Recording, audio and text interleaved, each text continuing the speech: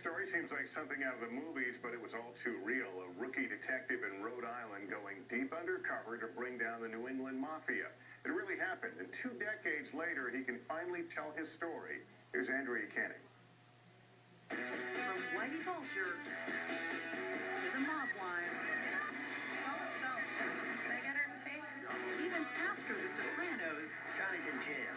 America's fascination with the mob is alive and well. For Stephen O'Donnell, growing up in a blue-collar neighborhood in Providence, Rhode Island, organized crime was a fact of life, and the patriarchal mob family was top dog. I was always fascinated with organized crime. Fascinated, but determined to stay on the right side of the law.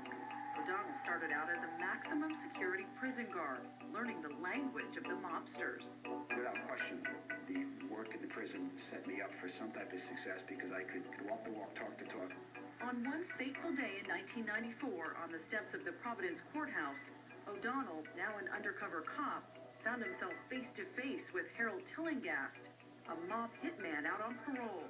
You just seized the moment.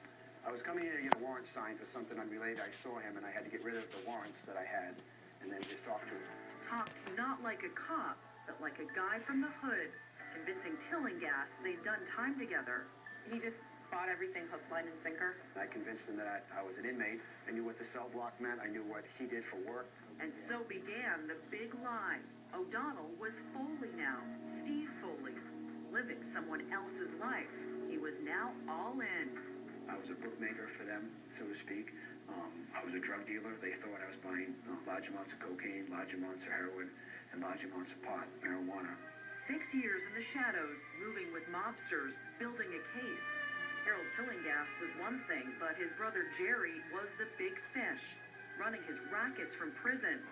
At one point, Jerry even protected Steve Foley from another mob family on the wiretaps in prison.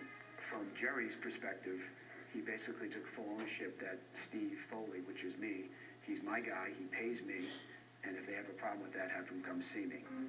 Armed with Foley's testimony, along with the tapes, the photos, and the documents, the Attorney General went after Jerry and Harold and other members of their mob family.